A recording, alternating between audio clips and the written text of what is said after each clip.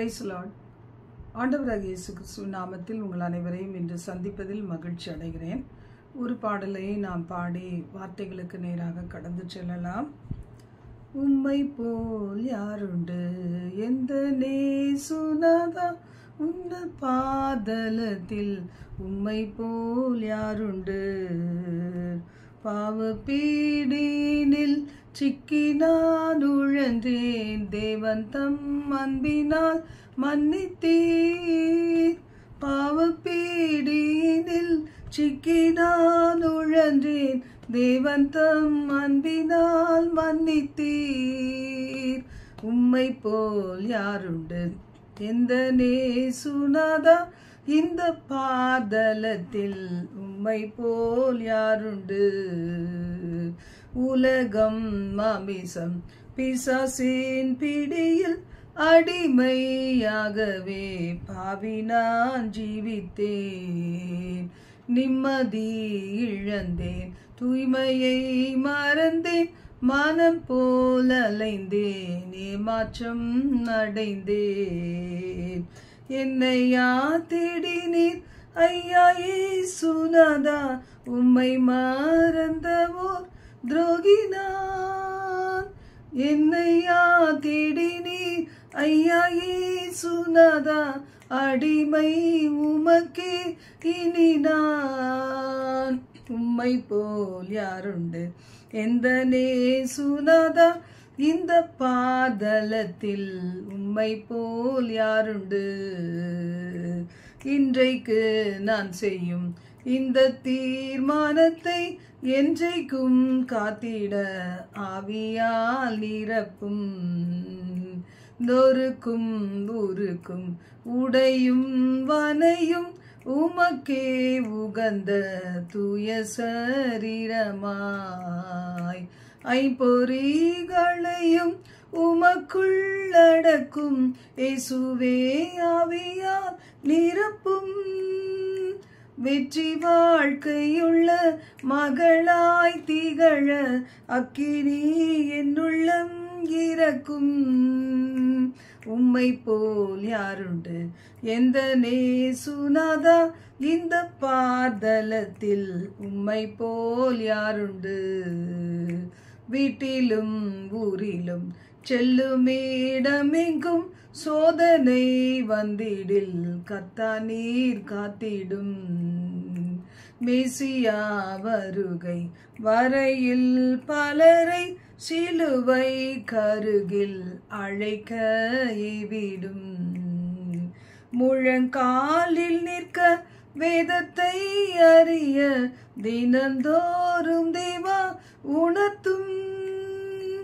உமக்கும் எனக்கும் இடையில் எதுவும் என்றுமே வராமல் காத்திடும்.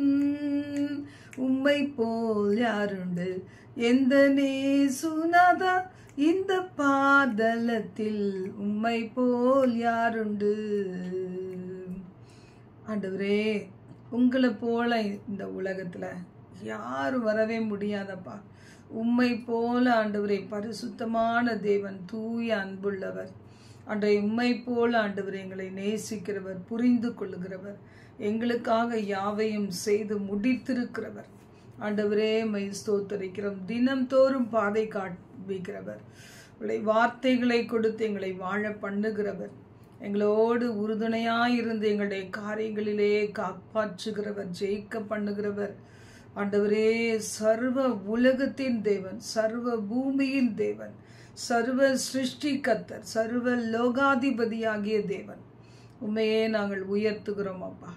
எங்களை சூழ ஆண்டவரே இந்த தேசத்தின் நடுவில், உலக நாடுகளின் நடுவில் ஆண்டவரே உம்முடைய இரத்தத்தை நாங்கள் தெளிக்கிறோம். உம்முடைய சமாதானத்தை நீர் கொடுப்பீராக. ரிமாரா ஹதூரி தியாங்கரா பௌஷ்யாங்கரபா. ஆண்டவரே உமது கரத்தில் இந்த நேரத்தை ஒப்பு கொடுக்கிறோம். எங்களோடு பேசும் இயேசுவின் மூலம் பிதாவே, ஆமேன் ஆமேன். இந்த நாள் நாம் பார்க்க போகிற செய்தியின் தலைப்பு, இந்த மாதத்தினுடைய வாக்குத்தத்தத்தை சில நாட்களாக நாம் தியானிக்கலாம் என்று சொல்லி யோசித்திருக்கிறோம். இந்த மாதத்தின் வாக்குத்தத்தம் என்ன? நீ என்னால் மறக்கப்படுவது இல்லை. நான் உன்னை மறந்து போவதில்லை. ஏசாயா 44:21 கடைசி பகுதியை நாம் தியானித்து கொண்டு இருக்கிறோம். இந்த நாள் தேவன் நம்மை எந்த காரியத்திலேயே அவர் மறந்து போவது இல்லை என்று சொல்லுகிறார் என்று நாம் வாசிக்கும் போது, நமது பெருமூச்சின் சத்தத்தை அவர் மறந்து போகிறது இல்லை. இந்த நாட்களில் நம்ம நல்ல ஆழமாய் யோசித்து பார்த்தோம்னா, ஒவ்வொரு நாளும் நம்மை சூழ நடக்கிற காரியங்களை நாம் பார்க்கும்போது, நம்ம கிட்ட ஒரு அதிகாரம் இல்லை, ஒரு பவர் இல்லை, நம்மால் ஒன்றுமே செய்ய முடியாத நிலைமைகளில் நாம் என்ன செய்கிறோம்? அநேக நேரத்தில் பெருமூச்சு விட்டு அந்த வார்த்தைகளை இருதயத்திலே அடக்கி கொள்ளுகிறோம். நம்மால் சொல்ல முடியாத சூழ்நிலைகளில் நம்முடைய வார்த்தைகள் எந்த விதத்திலையும் ஒரு மாறுதலை கொண்டு வர முடியாது என்கிற சூழ்நிலைகளெல்லாம் நாம் அதோடு நிறுத்தி கொள்ளுகிறோம். அதற்கு பிறகு எந்த வார்த்தையும் நாம் பேசுகிறது கிடையாது. ஆனால் நமக்குள்ள ஒரு ஆவியானவர் இருக்கிறாரே, அவர் நம்ம அப்படியே விட்டு விடுகிற தேவன் அல்ல. நமக்குள்ள இருந்து வாக்கு கடங்காத பெருமூச்சுகளோடு பிதாவினிடத்துல பரிந்து பேசுகிறவர் என்று வேதம் சொல்லுகிறது. ரோமர் 8:27-28 ஆவியானவர் தேவனுடைய சித்தத்தின்படியே பரிசுத்தவான்களுக்காக வேண்டுதல் செய்கிறபடியால், இந்த ஆவியானவர் ஒருவேளை நீங்க ஆண்டவராகிய இயேசு கிறிஸ்துவை இரட்சகராக ஏற்றுக்கொண்டிருந்தா, நமது ஆண்டவராகிய இயேசு கிறிஸ்துவின் சித்தத்தை செய்வதற்கு நீங்க ஒப்பு கொடுத்திருந்தீங்கன்னா, ஆவியானவர் தேவனுடைய சித்தத்தின்படியே நமக்காக அவர் வேண்டுதல் செய்கிறபடியால் அப்படின்னு சொல்லப்பட்டிருக்கு. இருதயத்தை ஆராய்ந்து பார்க்கிறவர் ஆவியின் சிந்தை இன்னதென்று அறிவார். நமக்கு எதை தெரிந்து கொள்ளன்னு தெரிகிறது கிடையாது. அநேக நேரம் மாம்சத்தினுடைய சிந்தை சில நேரங்களில் மேற்கொண்டு விடும்போது அது நமக்கு தோல்வியை தரும் என்று சொல்லி கர்த்தர் சில நேரங்களில் அவர் அதை பொறுப்பெடுத்துக் கொள்ளுகிறார். அந்த பிரச்சனைகளை, அந்த போராட்டங்களை அவர் பொறுப்பெடுத்துக் கொள்ளுகிறார். அன்றியும் அவருடைய தீர்மானத்தின்படி அழைக்கப்பட்டவர்களாய் தேவனிடத்தில் அன்பு கூறலுக்கு சகலமும் நன்மைக்கு எதுவாக நடக்கிறது என்று அறிந்திருக்கிறோம். தேவனிடத்துல நாம் அன்பு கூறுகிறோமா? அவருடைய தீர்மானத்தின்படி அழைக்கப்பட்டவர்களா நாம அப்படின்னா ஆண்டவர் சொல்லுகிறார், இந்த நாள்ல நீ கண் ஏறெடுத்து பார்க்கிற, காது கொடுத்து கேள்விப்படுகிற எல்லாமே நன்மைக்கு ஏதுவாக நடக்கிறது என்பதை நீ அறிந்து கொள்ள வேண்டும் என்று சொல்லி கர்த்தருடைய வார்த்தை சொல்லுகிறது. வாக்கு கடங்காத பெருமூச்சுகளோடு பிதாவினிடத்துல பரிந்து பேசுகிறார் என்று வேதம் சொல்லுகிறது. நமக்குள் இருக்கிற ஆவியானவர் அவர் வாக்கு கடங்காத பெருமூச்சுகளோடு நம்மை சில நேரங்களில் தப்புவிக்க, நம்மை எழுப்பி ஜெபிக்க வைக்கிறதுக்கு சில நேரங்களில் நம்ம நல்லா அயர்ந்து தூங்கி கொண்டிருந்தாலும் பரிசுத்த ஆவியானவர் என்ன செய்கிறார்? நமக்குள்ள இருந்து அவர் வாக்கு கடங்காத பெருமூச்சுகளோடு அவர் நம்மை எழும்பி அமர செய்து ஜெபம் பண்ண வைக்கிறார். அந்த நேரத்துல எங்கேயோ ஒரு இடத்துல, ஏதோ ஒரு இடத்துல, ஒருவேளை நமக்குரியவர்களாக இருக்கலாம், இல்ல நம்மை சார்ந்தவர்கள் அல்லாதவர்களாக இருக்கலாம், இயேசு கிறிஸ்துவை அறிந்தவர்களாக இருக்கலாம், இல்ல அறியாதவர்களாக இருக்கலாம். யாரோ ஒரு சிலருக்காக ஜெபிக்க, இல்ல நம்முடைய வாழ்க்கையில நம்மை சூழ இருக்கிற காரியங்களில எவைகள் என்ன சம்பவிக்கிறது நமக்கு தெரியாது, அவைகளுக்காக ஜெபிக்கும்படி பரிசுத்த ஆவியானவர் நம்முடைய உள்ளத்துல இருந்து அப்படியே அந்த அந்த அந்த ஜெப அக்கினி அப்படியே வரும்போது நல்ல தூக்கத்துல கூட நாம் என்ன செய்கிறோம்? விழித்திருக்கிறோம். இந்த கடைசி கொடிய காலங்களிலே ஆண்டவருடைய வார்த்தை சொல்லுகிறது போல, நான் தூங்கினேன், ஆனா என்னுடைய இருதயம் என்ன செய்தது? விழித்திருந்தது. அப்படிப்பட்ட ஒரு அனுபவத்திற்குள்ளாக இன்றைக்கு வர வேண்டும். இன்னைக்கு ஆண்டவருடைய ஏக்கம் எல்லாம் பார்த்தீங்கன்னா, அவர் எவ்வளவு பெருமூச்சோடு கூட இன்றைக்கும் ரட்சிக்கப்பட்ட தேவ ஜனத்துக்காக கர்த்தரிடத்துல பரிந்து பேசிக்கொண்டே இருக்கிறார். எங்கெல்லாம் பெருமூச்சின் சத்தம் கேட்கிறதோ அவர்களெல்லாம் தேவன் அப்படியே விட்டு விடுகிற தேவன் கிடையாது. இன்னைக்கு சில நேரங்களில் மனிதர்கள் கைவிடுவாங்க, சூழ்நிலைகள் கைவிடும். ஆனா அந்த சத்தத்தை கேட்டு ஓடி வருகிற தேவன் நம்முடைய தேவன்.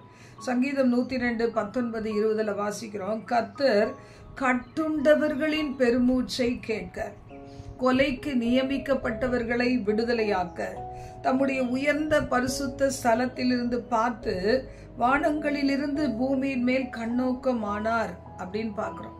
இப்போ கட்டுண்டவர்களின் பெருமூச்சு. இப்போ அவர்களை யார் விடுதலையாக்க முடியும்? இன்னைக்கு பஞ்சத்திலையும் பசிகளிலையும் கொள்ளை நோய்களிலையும் சிறையிருப்பிலையும் தேவையில்லாத ஒரு சிறையிருப்பிலையும் இருந்து கொண்டு அந்த இடத்துல அவர்களிருந்து புறப்படுகிற அந்த பெருமூச்சின் சத்தத்தை கேட்க கொலைக்கு நியமிக்கப்பட்டவர்கள் எத்தனையோ பேர். எல்லாருக்கும் மரணம் வரும், அது சாதாரணமானது.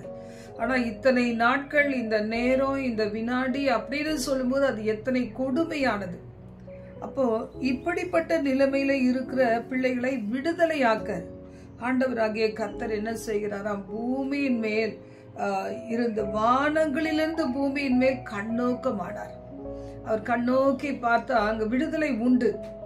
அவருடைய போவாசை குறித்து நாம் பார்க்கும்போது தன் வயலினத்துல வந்திருந்த ஒவ்வொரு பிள்ளைகளை குறித்து ஒவ்வொரு நாளும் அவர் கண்ணோக்கமாய் இருந்து அவர்களை ஆசீர்வதிக்கிறார்.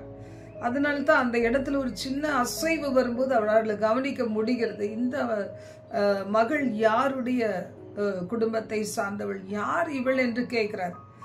எந்நேரமோ அவர் வரும்போதெல்லாம் அவருடைய கண்கள் கண்ணோக்கமாய் இருந்ததுனால்தான் அந்த ஒரு நாள் அந்த வந்த அவ்வளவு பெரிய கூட்டத்துல கூட ஒரு நபர் புதிதாக வந்திருக்கிறாங்களே என்று சொல்லி அவரால் நினைவு வைத்து கொள்ள முடிந்தது, பார்க்க முடிந்தது. அது நிமித்தம் எவ்வளோ பெரிய ஒரு அருமையான வாழ்க்கையே ரூத்து பெற்றுக்கொண்டாங்க என்பது நமக்கு தெரியும். கர்த்தருடைய வார்த்தை சொல்லுகிறது, புலம்பல் 3:55 முதல் 64 வசனங்களை கூட இதெல்லாம் நம்ம வாசிக்கும் போது நமக்கு ஒரு பிரேயர் பாயிண்டாக நம்ம எடுத்துக்கொள்ளலாம். கர்த்தரிடத்துல ஜெபிக்க முடியும். மகா ஆழமான கிடங்கிலிருந்து கர்த்தாவே உம்முடைய நாமத்தை பற்றி கூப்பிட்டேன். இயேசுவின் நாமம் நம்மை விடுதலையாக்க வல்ல நாமம். இது ஆண்டவரையே அறியாத பிள்ளைகள் கூட கடைசி நேரத்துல என்ன செய்கிறாங்க? எதையெல்லாமோ கூப்பிட்டு பார்த்து கடைசியா உண்மையான மெய்யான ஒரு தெய்வம் என்று ஒருவர் இந்த உலகத்துல இருந்தா என்னை விடுதலையாக்கும் என்று சொல்லும் போது இயேசுவே என்று கூப்பிட அறியாட்டாலும் கூட கர்த்தர் அந்த இடத்துல வந்து அவர்களுக்கு தம்மை வெளிப்படுத்தி அவர்களுடைய வாழ்க்கையிலே விடுதலை கொடுத்து அவர்கள் தம்மை பின்பற்றும்படியாக அவர்களை தெரிந்து கொள்ளுகிறார். இந்த ஆண்டவருடைய நாமத்தை பற்றி கூப்பிட இன்றைக்கு நீங்க ஆரம்பித்தீங்கன்னா, நான் ஆரம்பித்தேனா, நான் அந்த இயேசுவின் உன்னதமான நாமத்தை நான் பற்றி கூப்பிடுகிறவளாக காணப்படுகிறேன். ஆனா இதை கேட்கிற பிள்ளைகள் கூட அப்படி மாற வேண்டும். ஆண்டவருடைய இயேசு கிறிஸ்துவின் நாமத்தை பற்றி கூப்பிடும் போது, என் சத்தத்தை கேட்டீர், என் பெருமூச்சுக்கும் என் கூப்பிடுதலுக்கும் உமது செவியை அடைத்து கொள்ளாதேயும். நான் உம்மை நோக்கி கூப்பிட்ட நாளிலே நீர் அணுகி பயப்படாதே என்றீர். எல்லாம் நமக்கு தெரியுது. சில நேரங்கள் நமக்கு ஒரு சோர்வுகளை கூட இந்த நாள்ல பிரேக் பண்ணி என் பெருமூச்சின் சத்தத்தை ஆண்டவர் கேட்கிறவர். மனிதர்கள் என்ன எதுக்காக பெருமூச்சு விடுறீங்க அப்படி கேட்க மாட்டாங்க. ஏன்னா அவங்களுக்கு அது லைக்கிங் கிடையாது, அதை அறிந்து கொள்ளுகிறதுக்கு ஒரு விருப்பம் கிடையாது. வசனம் சொல்லுகிறது, என் ஆத்துமாவின் வழக்கை நடத்தினீர், என் பிராணனை மீட்டு கொண்டீர். கர்த்தாவே எனக்கு உண்டான அநியாயத்தை கண்டீர், என்னுடைய நியாயத்தை தீரும். அவளுடைய எல்லா குரோதத்துக்கும் எல்லா விரோதமாக நினைத்த எல்லா நினைவுகளையும் கண்டீர். அவள் நிந்திக்கும் நிந்தையும் விரோதமாய் நினைத்த நினைவுகளையும் எனக்கு விரோதமாய் எழும்பினவர்களை வாய் மொழிகளையும் விரோதமாய் யோசிக்கும் யோசனைகளையும் கேட்டீர். அவர்கள் உட்கார்ந்திருப்பதை எழும்புதலையும் கண்டீர். நான் அவருடைய பாடலாய் இருக்கிறேன். கர்த்தாவே அவள் கைகள் செய்த கிரியைகளுக்கு தக்கதாக அவளுக்கு பலன் அளிப்பீர். இந்த இடத்துல ஒரு நம்பிக்கையான வார்த்தைகள். எதிர்மறையாய் போராடுகிற பெரிய போராட்டமான சூழ்நிலைகள் நடுவுல கூட இங்க அவர் சொல்லுகிற ஒரு வார்த்தை என்ன? தீர்க்கதரிசி சொல்லுகிறார், அவருடைய கைகளின் செய்கைக்கு தக்கதாக நீர் அவளுக்கு பலன் கொடுப்பீர் என்று சொல்லி. அப்ப நம் பெருமூச்சை மறக்காத தேவன். இஸ்ரவேல் ஜனங்கள் பெருமூச்சு விட்டு கதறி அழுத போது அவருடைய பெருமூச்சின் சத்தத்தை கேட்டு மோசே என்னும் இரட்சகரை அந்த ஜனங்களை பார்வோனுடைய பிடியிலிருந்து விடுவிக்கிறதுக்கு தேவன் தெரிந்து கொண்டார். இன்னைக்கு எத்தனையோ எரேமியா, எசேக்கியேல் தீர்க்கதரிசிகள், இவங்கெல்லாம் பார்த்தீங்கன்னா சில தீர்க்கதரிசிகள் எல்லாம் ஒரு சில காரியங்களை காணும்படி கர்த்தர் அனுமதித்து அதன் நடுவிலே அவர்களை அழுது விண்ணப்பிக்க கூடியவர்களாக மாற்றுகிறார். அந்த செய்தியை கொண்டு போய் அவர்களுக்கு கலக வீட்டார்கிட்ட போய் சொல்லுகிறார். நான் சொல்லுகிறத நீ சொல்லிட்டு வா என்று சொல்லி அவர்கள் அந்த பாரத்தோடு போய் அந்த காரியத்தை தேவன் உணர்த்துகிற பாவங்களை அந்தந்த இடங்களிலே சொல்லி கொண்டு அவர்கள் திரும்பி வந்தார்கள் என்பதை நாம் பார்க்கிறோம். இன்னைக்கு உண்மையான தீர்க்கதரிசிகளாய் இருக்கிறவங்க அவர்கள் ஒருவேளை தன்னுடைய மாம்சத்துல சொல்ல முடியாட்டாலும் ஆவியானவருடைய துணையோடு வார்த்தைகளை கொண்டு போதிக்கிறாங்க. கேட்டு மனம் திரும்புகிற பிள்ளைகளும் இருக்கிறாங்க, கடினமாய் இருக்கிற பிள்ளைகளும் காணப்படுகிறாங்க. சங்கீதம் 79:11 முதல் 13 நம்ம வாசிக்கும் போது கூட, ஆண்டவரே இவைகளெல்லாம் உமக்கு முன்பாக வரட்டும். இன்னைக்கு நம்ம இருக்கிற இடத்துல இருந்து கூட உலக நாடுகளின் எல்லா பகுதிகளுக்காக ஜெபிக்க முடியும், தேசத்தின் எல்லா பகுதிகளுக்காக. அதிகாலையில நம்ம எழுந்ததுனால தான் ஒரு சின்ன சின்ன வேர்டு எல்லாரையும் கவர் பண்ணி ஆண்டவர் கரத்துல நம்ம கொடுக்கிறோம். ஏன்னா எங்கெங்கெல்லாம் ஒரு கட்டுண்டவர்களாக பெருமூச்சு விட்டு அழுகிறாங்க, அவங்களுக்கு கொலைக்கு நியமிக்கப்பட்டது போல இன்னைக்கு எந்த நேரத்திலையும் சம்பவிக்கலாம் என்று சொல்லி அந்த அதிகாலை பொழுதுல எத்தனையோ வேதனைகளை அனுபவிக்கிற பிள்ளைகள் இருப்பாங்க உலகம் முழுவதிலையும். அப்ப அவர்களுக்காக நம்ம செய்கிற ஒரு சின்ன ஜெபம் அவர்களை அந்த நேரத்துல காக்க வல்லது. ஆண்டவருடைய வார்த்தை சொல்லுகிறது 13ஆம் வசனத்துல, அவர் 12ஆம் வசனத்துல எல்லாவற்றையும் ஏழத்தனையாக திரும்ப பண்ணும் என்று சொல்லிவிட்டு, அப்பொழுது நாங்கள் என்ன செய்வோம், ஆண்டவரே உம்மை என்றென்றைக்கும் புகழ்வோம். கர்த்தர் சில நேரங்களில் நமக்கு நன்மை செய்யும் போது, சிலரை கொண்டு செய்யும் போது என்ன நம்ம சொல்லுவோம், என்னைக்குமே நாங்க மறக்கவே மாட்டோம் அப்படின்னு நம்ம சொல்லுவோம். எப்பொழுதும் நான் தேங்க்ஃபுல்லா இருப்பேன் அப்படிலாம் நம்ம சொல்லுவோம். அப்போ ஒரு மனுஷனுக்கு நம்ம இவ்வளோன்னா அந்த மனுஷரை நம்முடைய வாழ்வுல அனுப்பி கொடுத்த நம்முடைய தேவனாய் கர்த்தரை எவ்வளவு நம்ம புகழ வேண்டும். இன்னைக்கு அநேகர் மனிதர்களை புகழுகிறாங்க, ஒரு ஆண்டவரால் அனுப்பி கொடுக்கப்பட்ட தூதர்களை வாழ்த்துக்கிறாங்க, புகழுகிறாங்க. அவர்களை அனுப்பி கொடுத்த கர்த்தரை மறந்து விடுகிறாங்க. வேலையும் நல்ல வாழ்க்கையில பல சந்தர்ப்பங்களை கொடுத்து நல்ல அருமையான வாழ்க்கையை கொடுத்த அதற்கு காரணமா இந்த நண்பர்களை போற்றுவாங்களே தவிர அவர்களை தங்களுடைய வாழ்க்கையில அனுப்பி கொடுத்த கர்த்தரை புகழ மாட்டாங்க. ஆனா வசனம் சொல்லுகிறது, என்றென்றைக்கும் நாங்கள் உம்மை புகழுவோம், எங்கள் தலைமுறை தலைமுறையாக நாங்கள் புகழுவோம் என்று சொல்லி எங்கள் சந்ததியாரும் கூட தலைமுறை தலைமுறையாக ஒரு துதியை சொல்லி வருவோம். இப்ப என்றென்றைக்கும் புகழ்ச்சி என்கிட்ட இருந்து மட்டும் இல்லை, என் தலைமுறையிலிருந்து உமக்கு தோன்றும். இப்ப இன்னைக்கு பெருமூச்சு விட்டு ஒருவேளை பல காரியங்களை மனதுல வைத்து அங்கலாய்த்து கொண்டு இருக்கிறீங்களா?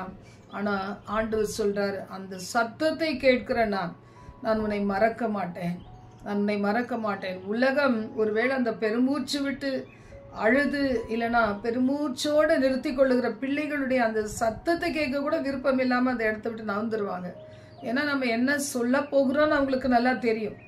ஆனாலும் அந்த நேரத்துல தங்களை மறைத்து கொள்ளுகிறதற்கு அவங்க வேற இடத்துக்கு போயிடுவாங்க. ஆனா கர்த்தர் அப்படிப்பட்டவர் கிடையவே கிடையாது.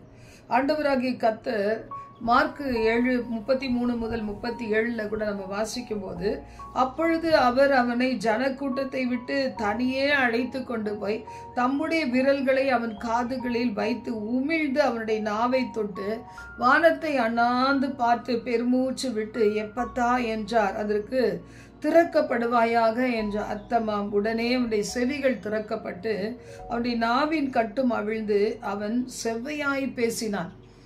பார்க்கிறோம், ஜனக்கூட்டத்திற்குள்ள இருக்கும்போது பாருங்க, அந்த ஜனக்கூட்டம் எல்லாமே விசுவாசம் உள்ளவர்களாக இருக்க மாட்டாங்க. அடுத்தது ஆண்டவரை குறித்த ஒரு அறிவு இல்லாதவர்களாக காணப்படுவாங்க. சில நேரம் அவருடைய அவிசுவாசங்களால தேவன் செய்ய நினைத்த அற்புதங்களுக்கு பாதிக்கப்பட்ட பிள்ளைகள் தூரம் ஆயிடுவாங்க. அதனால்தான் அவரை தனியே அழைத்து கொண்டு போய் கர்த்தர் தம்முடைய கிரியைகளை தாராளமாய் வெளிப்படுத்துகிறார்.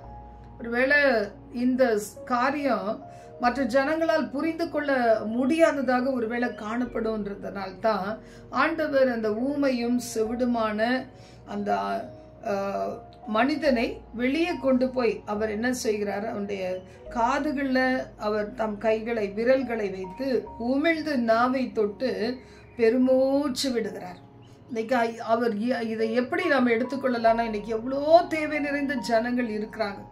ஆவிக்குரிய பிரகாரமா செவி அடைத்து போன பிள்ளைகள், வாயினால நாவினால இயேசு கிறிஸ்துவை ரட்சகர் என்று அறிக்கையிட முடியாத பிள்ளைகள் எவ்வளோ பேர் இருக்கிறாங்க. அவங்களுக்காக நாம் என்ன செய்கிறோம்? நம்முடைய ஜபங்களிலே அவர்களுக்காக பெருமூச்சோடு கண்ணீர் விட்டு அழுது ஜெபிக்கிறோமா? இல்லை ஊழியம் செய்யும் போது கூட பாருங்க, நமக்குள்ள ஒருத்தருக்காக ஜெபிக்கும் போது கூட நமக்குள்ள அந்த மனதுருக்கம் வர வேண்டும். ஆண்டவராகிய கர்த்தருக்குள்ள இருந்த மனதுருக்கம். இப்போ இதுல நாம் பார்க்கும்போது அவனுக்கு காது கேட்டுருச்சு, வாய் பேச முடிஞ்சிருச்சு. ஆண்டவருடைய வார்த்தை சொல்லுகிறது, இதை யாருக்கும் சொல்லாத இயேசு சொல்லுகிறார். ஆனா அவன் எவ்வளவுக்கு அதிகமாய் அவர்களுக்கு கட்டளையிட்டாரோ அவ்வளவு அதிகமாய் அவர்கள் அதை பிரசித்தம் பண்ணி எல்லாவற்றையும் நன்றாய் செய்தார். செவிடர் கேட்கும், ஊமையர் பேசவும் பண்ணுகிறார் என்று சொல்லி மென்மேலும் ஆச்சரியப்பட்டார்கள். அப்ப கர்த்தருடைய திட்டம் என்ன என்று சொல்லி பார்க்கும்போது, தேவை நிறைந்த ஜனங்களுக்கு நாம பிரயோஜனமாக வேண்டும். எவ்வளவு காலங்கள் நாம் வார்த்தைகளை கேட்கிறதும், நம்மள ஒருவேளை ஆவிக்குரிய வாழ்க்கையில வளர்ச்சி காணப்படுவதும், ஒருவேளை பரிசுத்தமும் தூய்மையான ஒரு வாழ்க்கைக்கு நேராக நாம் நடத்தப்படுவதும் அதோட முடித்து கொள்ளுகிறோம். இன்று கண்களை ஏறெடுத்து பார்த்தோம்னா எத்தனையோ பிள்ளைகள், தேசத்துல எவ்வளவு காரியங்கள், உலக நாடுகள்ல எத்தனையோ காரியங்கள், நாம் எல்லாரும் ஒரு விசிட்டர்ஸா இருக்கிறோமா? இல்லைன்னா அதுல இன்வால்வ் ஆகி நாம் அதுல நம்மை இணைத்து கொண்டு கர்த்தரை போல ஆண்டவராகிய இயேசு கிறிஸ்து இந்த பூமியில இருந்தாருன்னா இந்த காரியங்களெல்லாம் கவனிக்கும் போது அவர் என்ன செய்திருப்பார், அதை நாம் செய்கிறோமா? கர்த்தர் அதுதான் இன்னைக்கு நம்ம கிட்ட அவர் கேட்கிறார். நீ பெருமூச்சு விட்டு செய்கிற அந்த ஜெபங்கள் சில நேரத்துல நம்மால சொல்ல முடியாதபடி இருதயத்திலே அடக்கி கொள்ளுகிற அநேக அறிவுரைகள், அது கூட நம்மளால பண்ண முடியாத நிலைமையில வேதனையோடு கர்த்தர் சமூகத்துல சில நேரம் காணப்படுறோம்ல, அது இருதயத்திலே நீ வச்சுக்கிட்டா கூட அதை கூட நான் கேட்கிறவராக இருக்கிறேன். நம்ம ஒருவேளை தனிப்பட்ட ஒரு அறையில கூட இப்படிப்பட்டவர்களாக இருக்கலாம். ஆனா ஆண்டவர் சொல்ற, நான் அந்த சத்தத்தை கவனிக்கிறேன், உனக்கு பதில் கொடுப்பேன். இஸ்ரவேல் ஜனங்களை எப்படி அவங்க பெருமூச்சோடு கதறி அழுத போது அங்க தூதனை அனுப்பினோ, அதே போல உலக நாடுகளின் எந்த பகுதியில, தேசத்தின் எந்த பகுதியில இருந்தாலும் சரி, அவர்களுடைய சத்தத்துக்கு தேவன் செவி கொடுக்கிறவர் என்று சொல்லி வேதம் சொல்லுகிறத நம்ம பார்க்கிறோம். ஆண்டவர் எப்பத்தா என்று சொல்லி திறக்கப்படுவாயாக என்று சொன்னாரு. அந்த காதுகள் திறந்தது, வாய் கட்டுகள் அவிழ்ந்தவன் பேச ஆரம்பித்தான். அவருடைய பெருமூச்சு ஒருவேளை எதற்காக இருந்திருக்கோ என்று சொன்னா, என்னை போல அலைந்திட, அவர் போல் அலைந்திட கால்கள் வேண்டும், அவர் போல பேசிட நாவு வேண்டும் என்று சொல்லி அவருடைய ஏக்கத்துக்காக கூட அப்படிலாம் அவர் என்ன செஞ்சிருக்கலாம், பெருமூச்சு விட்டு. எத்தனை பிள்ளைகள் இது போல இருக்கிறாங்க. அப்ப நமக்கு அந்த ஒரு பாரம் இருக்குதா? இன்னைக்கு நிறைய பேர் செய்கிற காரியம் நம்மளால வெளியே போய் பெரிய அளவு ஒன்றும் செய்யறது இல்லை. அறை வீட்டுக்குள்ளாக நம்ம ஜெபிக்கிறோம். ஜெப குழுக்கள் இந்த கொரோனா பீரியட அதோட நிறைய ஜெப குழுக்கள் அங்கங்க ஆரம்பிச்சிருச்சு. அநேகர் பாருங்க, சொந்த ஜனங்கள், கூட பிறந்த அக்கா தங்கச்சி அண்ணன் தம்பி, அப்படி அம்மா அப்பா, அந்த ரிலேஷன்ஷிப் எல்லாம் சேர்ந்து, அந்த ரிலேட்டிவ்ஸ் எல்லாருமா சேர்ந்து ஒரு குரூப் ஆரம்பிச்சு அந்த நாட்களில் ஜெபிக்க ஆரம்பிச்சாங்க. ஏன்னா யாரும் ஒருத்தர் சந்திக்க முடியாத தூரங்களிலே, தூர தேசத்துல இருக்கும்போது அது ஒரு யூனிட்டியை கொண்டு வந்தது, ஐக்கியத்தை கொண்டு வந்தது. அதுக்கு பிறகு இப்போ எப்படி இருக்காங்களோ தெரியாது. ஆனா என்னதான் இணைந்து ஜெபிக்க நினைத்தாலும் அந்த ஜெபத்தை தடுத்து நிறுத்துகிறது அந்த அந்தகார வல்லமைகள். என்ன செய்யுது? இணைய விட மாட்டேங்குது. சகோதரர்கள் ஒருமித்து வாசம் பண்ணுகிறது எத்தனை நன்மை, எத்தனை இன்பமா இருக்கிறது. அது ஒரு பக்கம் இணைந்து வாழுகிறவர்களுடைய கூட்டங்கள் பெருகி கொண்டு போனாலும் அதுக்குள்ள கிரியை செய்து பலரை பிரித்து விடுகிறான் பிசாசு. ஆனா நாம் அதுல ஜாக்கிரதையா இருக்கும்போது நமக்குள்ளாக அந்த அந்த வல்லமை நிச்சயமா அறிந்து கொள்ள முடியும். நம்ம கூடி இருக்கிறதினால் வருகிற ஒரு மேன்மை அழிய முடியும். ஒன்றாக இணைந்து ஜெபிக்கிறதினால் அதுல வருகிற இன்பத்தை காண முடியும், விடுதலையை காண முடியும். ஆண்டவருடைய வார்த்தை சொல்லுகிறது, உன்னுடைய பெருமூச்சின் சத்தத்துக்கு நான் செவி கொடுப்பேன். உனக்கு மாத்திரமல்ல, நீ யாருக்கெல்லாம் பெருமூச்சு விட்டு அழுது ஜெபித்து கொண்டு இருக்கிறாயோ அந்த சத்தத்தை நான் மறக்கவே மாட்டேன். நினைவு கூறுகிற தேவன், நீ என்னால் மறக்கப்படுவதில்லை, நான் உன்னை மறந்துவிட மாட்டேன் என்று சொல்லுகிறத பார்க்கிறோம். சங்கீதம் 6 கூட நம்ம வாசிக்கும் போது 9 வசனத்துல சில நேரங்களில் நமக்கு பிரச்சனைகளும் போராட்டங்களும் வரும்போது, வியாதிகள் வரும்போது நாம எப்படியெல்லாம் தேவனுக்கு ஒப்பு கொடுக்கணுமோ அப்படிலாம் ஒப்பு கொடுத்துருவோம் இல்ல. சில நேரங்களில் இரவின் பயங்கரம் அதான் சொல்லப்பட்டிருக்கு, இருளில் நடமாடும் கொள்ளை நோய். சில நேரங்களில் இரவில தனிமையில இருக்கிறவங்க அவங்க என்ன செய்வாங்க, அதிகமா அர்ப்பணிச்சிருவாங்க. நாங்கெல்லாம் எங்களுடைய ஊழியத்துல எங்கள் பிள்ளைகள் எல்லாம் எங்கெங்கயோ தூரத்துல இருக்கிறாங்க, அதனால அப்படி ஜெபிக்க முடிகிறது இல்லை. ஆனா என்னை போன்ற அநேக சகோதரிகள், சில சகோதரர்கள் எல்லாரும் நாங்க இணைந்து அந்த லிங்க்ல நாங்க ஜெபிக்கும் போது எதை உணர்கிறோம் அப்படின்னா, காலையில துவங்கும் போது தனி ஜெபம் முடிச்சு குடும்ப ஜெபம், அதற்கு பிறகு இரவு நேரத்துல நமக்கு அது வரைக்கும் எத்தனையோ ஜெபங்கள் பண்ணியிருப்போம். ஆனா இரவு நேரத்துல வேலி அடைக்கிறதுக்கு ஒரு ஜெபம், அதுதான் இரவு நேரத்துல பண்ற ஜெபம். அந்த நேரத்திலேயும் தேசத்துக்காக பல குறிப்புகளுக்கு பண்ணினாலும் வேலி அடைத்து விட்டு நாங்கள் தூங்குகிறதுக்கு ஏதுவாக அது தெரியும். சில நேரங்களில் பாருங்க, அவங்களுடைய பிள்ளைகள் தூர இடத்துல இருக்கும் போதோ, சில நேரத்துல பிள்ளைகளுக்கு தொந்தரவு கொடுக்க வேண்டாம் என்று நினைக்கிற சகோதரிகள் அந்த இரவு பொழுதுல எத்தனையோ பாடுகளை பட்டு அவங்க காலையில எழும்போது சொல்லுவாங்க, இப்படிலாம் எனக்கு ஆச்சு, ஆனா நான் யாரையும் கூப்பிடவே இல்லை, கர்த்தரை நம்பி இருந்தேன்னு சொல்லும்போது ஆச்சரியமா இருக்கும். அப்ப அவர்களுடைய பெருமூச்சின் சத்தத்தை கர்த்தர் கேட்டு இருக்கிறார். ஒவ்வொருவருக்காக தேவன் நியமித்திருக்கிற தூதர்கள் கட்டாயமாக அவர்களுக்கு கடைசி வரைக்கும் இருப்பார்கள் அப்படின்றத நான் என்னுடைய வாழ்க்கையில நான் அநேக நேரத்துல உணர்ந்திருக்கிறேன். இது எப்படி ஆகும், ஆனா முடியாது, ஆனா அதை செய்திருக்க முடிய வைத்திருப்பார். ஆனா நிச்சயமா நம்ம ஒரு சாதாரணமான ஒரு கருவிதான். ஆனா அங்க நமக்காக செயல்பட்டவர்கள் யாருன்னா தூதர்களாக தான் இருந்திருக்கணும் அப்படி நினைக்க தோணுது. கர்த்தர் சொல்றாரு, நான் உன்னுடைய பெருமூச்சின் சத்தம். இன்னைக்கு நினைச்சு பாருங்க, நெடுங்காலமாய் காத்திருக்குதல் இருதயத்தை இழைக்க பண்ணும், விரும்பினது வரும்போது ஜீவ விருட்சம் போல இருக்கும். அப்ப இந்த மாதத்துல ஆண்டவர் சொல்றார், ஜீவ விருட்சம் போன்ற பதிலை நான் உனக்கு கொடுப்பேன். இன்னைக்கு ஆண்டவர் நம்மை மறக்க மாட்டேன்னு சொல்லி இருக்கிறார். எதையெல்லாம் மறக்க மாட்டார். நம்ம ஒவ்வொரு நாள் ஒரு டாபிக் பார்க்கிறோம். இன்னைக்கு சொல்றாரு, உன்னுடைய பெருமூச்சின் சத்தத்தை நான் மறக்க மாட்டேன். எத்தனையோ ஊழியக்காரர்கள் தேவன் கொடுக்கிற வெளிப்பாடுகளை சொல்ல நினைச்சாலும் சொல்ல முடியாது, யாரிடத்துலையுமே சொல்ல முடியாது. ஆனா அவங்க அந்த ஸ்டேஜில் நிற்கும் போது கூட எத்தனையோ பெருமூச்சு விடுகிறத நம்ம பார்க்க முடியும். ஏன்னா எல்லாவற்றையும் சொல்ல முடியாது. கர்த்தருடைய கரத்துல விட்டு கொடுத்துட்டு அவள் ஒரு கருவியாக நிற்கும் போது ஆண்டவர் சில நேரங்களில் வெடித்து கிளம்புகிற வார்த்தைகளை அவர்கள் தீர்க்க தரிசனமாக அவர்களே அறியாமல் பேசுகிறாங்க. அதுதான் இன்னைக்கு ஆண்டவர் சொல்றாரு, எப்படி நீ உன்னுடைய இருதயத்தை அடக்கி கொண்டாலும், வாய் பேசுனா பிரச்சனை வரும், அமைதியா இருந்தாலும் அந்த உள்ளத்துக்குள்ள இருக்கிறத நான் அறிந்திருக்கிறேன், நான் பலன் கொடுப்பேன் அப்படின்னு சொல்றாரு. அப்ப நம்ம என்ன செய்யலாம்னா, இன்னும் எதையெல்லாம் நான் பார்த்து கொள்ள வேண்டும், பார்க்க வேண்டும், கேட்க வேண்டும். உலக நாடுகள்ல எவ்வளோ பேர் நம்முடைய ஜெபத்துக்காக அவங்க ஏங்கி கொண்டு இருக்கிறாங்க. ஆனா நாம இன்னும் நம்முடைய உலக கவலையில இராதபடி, இயேசு கிறிஸ்து ஒவ்வொரு இடத்துலையும் அவர் மனதுருக்கத்தோடு செயல்பட்டார். அப்படிப்பட்ட மனதுருக்கத்தை நம்ம இருதயத்துல வைத்து ஜெபிப்போம். பிரச்சனையில இருந்து வர வரைக்கும் பேதுருவுக்காக சபையா ஜெபித்தாங்க. அப்படி ஜெபிப்போம். அந்த குழந்தை உயிரோடு எழும்புகிற வரைக்கும் தீர்க்கதரிசிகள் ஜெபித்தாங்க. அது மாதிரி ஜெபிப்போம். இன்னைக்கு நம்ம உள்ளத்துல மறைத்து வைத்திருக்கிற அந்த பெருமூச்சின் சப்தத்துக்கும் தேவன் சீக்கிரத்துல பதில் கொடுப்பார். இந்த மாதத்துல எதிர்பார்ப்போம். கர்த்தர் நம்மை மறந்து விடவே மாட்டார். ஜெபிக்கலாம். எங்கள் பரலோக தேவன், இந்த சத்தம் கேட்ட தமது பிள்ளைகள் ஒவ்வொருவரையும் ஆசீர்வதியும். இதுவரைக்கும் அவங்க உள்ளத்துல புதைத்து வைத்திருந்த அந்த பெருமூச்சின் ஆண்டவரே காரியங்களுக்காக ஆண்டவர் நீங்க வச்சிருக்கிற அந்த தீர்வை காண்பீங்க. இந்த மாதம் குறிப்பிட்ட இந்த நாள் முதலே கிரியை செஞ்சிருங்கப்பா.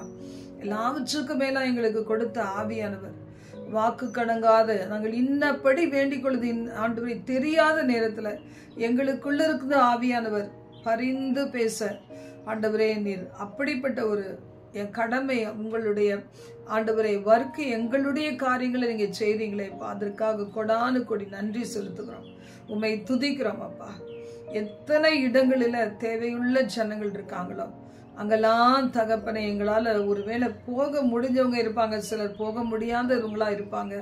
எங்களுக்கு அதை ஆவிக்குரிய கண்களை திறந்து விட்டு தெரியப்படுத்தி நாங்க அவைகளுக்காக ஜெபிக்கும் போது அநேகம் ஆயிரங்கள் விடுதலையாக்கப்பட கர்த்தாவே உம்முடைய பாரத்தை நாங்கள் சுமந்தவர்களாய் ஜீவிக்க கர்த்தர் கிருபை தருவீராக. எங்களை பாரங்களை எடுத்து போட்டு எல்லாம் உன்னுடைய நன்மைக்காக என்று விளங்க செய்கிற கர்த்தருக்கு கொடானு கொடியாய் நன்றி செலுத்துகிறோம். ஒவ்வொரு பிள்ளைகளுடைய வாழ்க்கையிலே அற்புதங்களை காண செய்யும் ஆண்டவரே. எதிலெல்லாம் அவர்கள் கட்டுண்டவர்களாய் ஒருவேளை ஆண்டவரே மரணத்துக்காக குறிக்கப்பட்டவர்களை போல காணப்பட்டாலும் ஆண்டவரே நீர் விடுதலையை தந்து அவர்களை சாட்சியாய் நிறுத்தும். அவர்கள் மாத்திரமல்ல, அவருடைய சந்ததியார் தலைமுறை தலைமுறையாய் நினைத்து புகழத்தக்கதான பெரிய காரியங்களை செய்வீராக. பாதுகாத்து கொள்ளும். எல்லா விதமான அதிர்வுகளை அகற்றி அதட்டி போட்டு அமைதலை கட்டளையிடும். தேசத்திலே உலக நாடுகளிலே அமைதலை கட்டளையிடும். அதிசயங்களை காண செய்யும். ஆசீர்வதியும். இயேசுவின் மூலம் பிதாவே, ஆமென்.